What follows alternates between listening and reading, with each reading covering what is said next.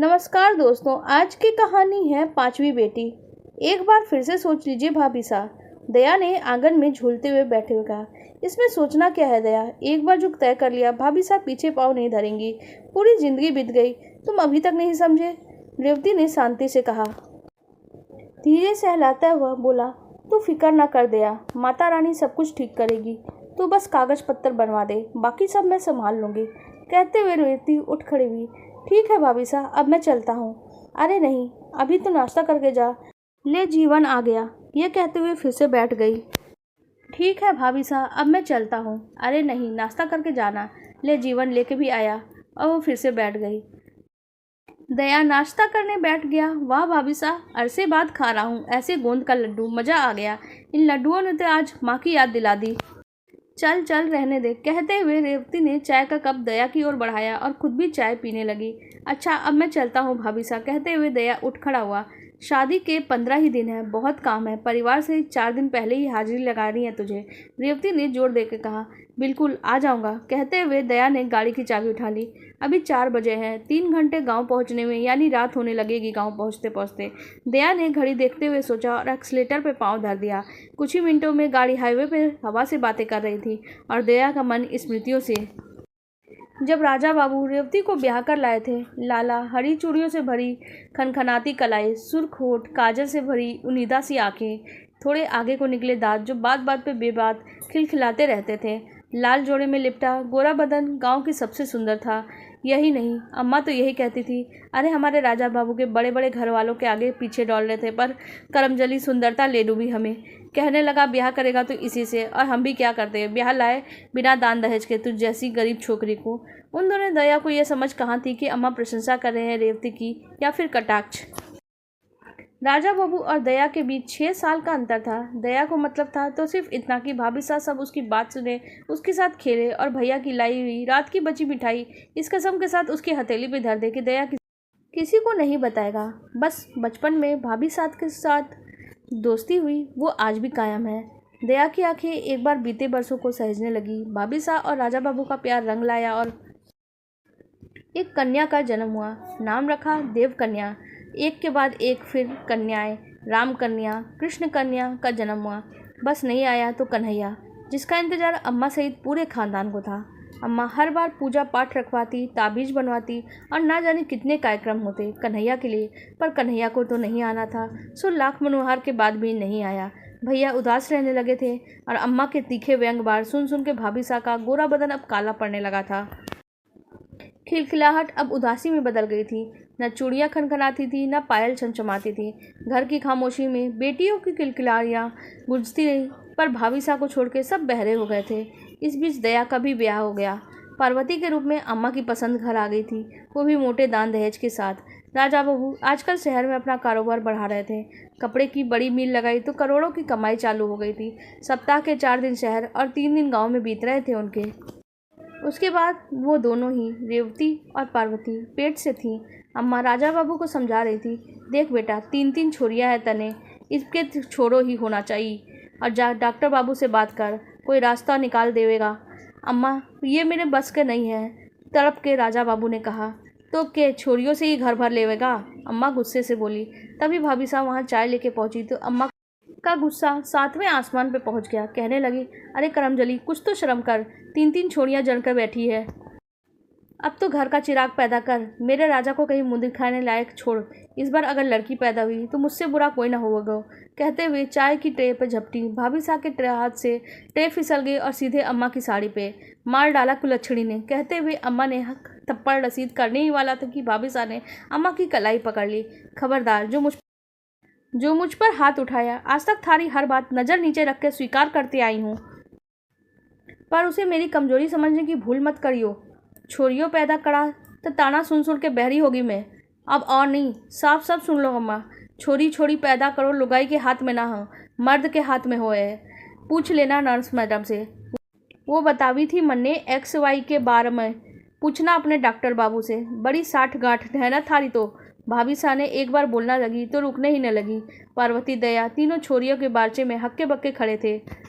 अम्मा गाली बकते हुए बोली, अबे चुप कर हरामखोर, कहते हुए हमेशा शांत और चुप, सिर्फ अपने काम से काम मतलब रखने वाले भाई साहब, राजा बाबू गुस्से में तमतमाते हुए उठ खड़े हुए।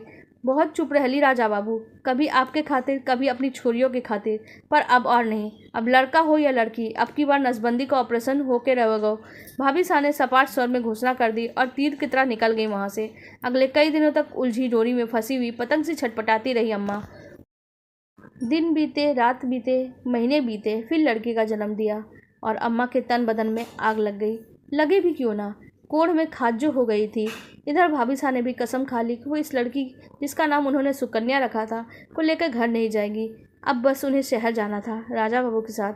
आखिर धीर गंभीर राजा बाबू भाभी साहब और अपनी 4 बेटियों देवकन्या, रामकन्या, कृष्ण कन्या और सुकन्या के साथ साथ साथ शहर चले गए। संपत्ति से बेदखल करने और मर जाने की अम्मा की धमकियाँ पहली बार हम सब ने फेल होते देखी थी। पार्वती लगातार 2 बेटों को जन्म देकर अम्मा की चहेती बन बैठी। राजा बाबू अपना कारोबार लगातार बढ़ा रहे थे। धीरे धीरे उनका गांव आना जाना ही छूटता गया। साल 2 साल में एक बार परिवार से ही चक्कर लगा जाते थे।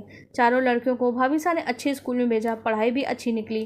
भाभी साहब ने नसबंदी करवा ली थी, सो अब लड़की और लड़का पैदा करने का अम्मा का पुराण भी बंद हो चला था। बीच बीच में जब भी अम्मा बीमार हुई, शहर से भाभी साहब ने सिर्फ डॉक्टरों को ही नहीं दिखाया, बल्कि मन से भी सेवा करी अम्मा की। उम्र का तकाजा कहें या वक्त की मांग, अम्मा और भाभी साहब के बीच चलने वाला शीतयुद्ध अब बंद हो गया था। एमकॉम करने के बाद देवकन्या की शादी राजा बाबू ने ऐसे धूमधाम से की कि देखने वाले देखते रह गए। अब राजा बाबू के पास पैसा, पद, प्रतिष्ठा, पहुँच, सब कुछ था जिसका आम आदमी सिर्फ सपना देखता है। बस नहीं था तो वो स्वास्थ्य, शुगर, कोलेस्ट्रॉल, हाई बीपी के मरीज हो चले थे। किस कम में घुलते जा रहे थे वो कोई नहीं जान पाया। एक दिन हार्ट अटैक ने उन्हें संभलने का मौका ही नहीं दिया। वे भाभी साहब को सारी जिम्मेदारियों का बोझ देके इस दुनिया से कूच कर गए। भाभी साहब तो जैसे काठ की हो गई थी। उन्हीं दिनों अम्मा ने उन्हें गांव चलने के लिए कहा। उन्होंने प्रतिक्रिया नहीं दी। जब दया ने कारोबार समेटने की बात की तो फूट फूट कर रो पड़ी। जमा हुआ दर्द पानी बह के बह गया। साफ मना कर दिया था उन्होंने गांव जाने से। लड़कियों की पढ़ाई के साथ साथ अब कारोबार भी संभालने लगी थी वो। भाभी साहब के भीतर एक मजबूत जिम्मेदार औरत छुपी थी, जिसने न सिर्फ बेटियों को संभाला, बल्कि धीरे धीरे राजा बाबू का कारोबार भी मजबूती से थाम लिया। सब चिंतित थे। बड़ा दामाद आके कारोबार संभालना चाहता है। कृष्ण कन्या अपने बेटे को माँ के पास छोड़ के जाना चाहती है। स्वयं दया भी पार्वती के कहने पे अपने छोटे बेटे को गोद लेने का प्रस्ताव लेकर ही आया ही था। सोचते सोचते थक गया था दया। सामने ही ढाबा दिखाई दिया तो गाड़ी को साइड में लगाकर चाय का ऑर्डर देकर वहीं पड़ी चारपाई पे लेट गया। आज सुबह जब वो पहुंचा तो भाभी साहब ने बड़े मनोयोग से स्वागत किया था दया का। कहने लगी, आओ दया, बड़े सही समय पे आए हो, मैं तुम्हें बुलाने ही वाली थी। इन दिनों बेटियों के साथ मिलकर उन्होंने अंग्रेजी बोलना, कंप्यूटर का ज्ञान, गाड़ी चलाना, सब में महारत हासिल की। ऐसा दबदबा बनाया कि भाभी साहब के सामने किसी की बोलने की हिम्मत नहीं हुई। एक एक कर बेटियों को ससुराल भेजती भाभी साहब की अब चौथी बेटी की शादी थी। कहने को तो दामाद, नाती नातिन से भरा पूरा परिवार है उनका, पर बेटियां तो बेटियां हैं। अब मेहमान बनकर आती हैं, 4 दिन रहकर चली जाती हैं। चौथी बेटी सुकन्या की शादी के बाद घर बिल्कुल खाली हो जाएगा। ठीक है भाभी साहब, समय को कौन रोक सकता है। देखो ना, कल की सी ही बात लागे से मैंने, जब देवकन्या, रामकन्या, कृष्ण कन्या और सुकन्या मेरे कांधों पे चढ़ जाती थी, और आज कोई बड़ी अधिकारी है, कोई प्रोफेसर है। आपकी परवरिश, आपके संस्कार, आपकी समझ, गुणों का भंडार है चारों। आज राजा बाबू और अम्मा दोनों नहीं हैं। होते तो देखते कि छोरियाँ कैसे नाम रोशन करती हैं खानदान का। कहते हुए दया ने गर्व से अपने माथे को सहलाया। अच्छा, कोई खास काम। दया को मन की मुराद मिलने का संकेत दिखाई दिया। तुम तो जानती हो, अब सुकन्या की शादी के बाद मैं सारी जिम्मेदारियों से मुक्त हो जाऊंगी। सो तो है, दया ने सहमति जताई। अब घर भी एकदम खाली हो जाएगा। जब तक बेटियां थी तब तक घर भरा भरा था। ठीक कहती थी अम्मा, बेटी की माँ रानी, बुढ़ापे भरी पानी। भाभी साहब ने बेबस निश्वास छोड़ी। अच्छा, हुक्म करो भाभी साहब, आप जे कहो तो मैं हमेशा हाजिर हूँ। थारी हाजिरी में दया को लगा लोहा गर्म है, बस चूट करने की देर है। हाँ दया, 4 बेटियों को पालते पोसते इनकी ऐसी आदत हो गई है कि अब बेटी बिना रह नहीं सकती।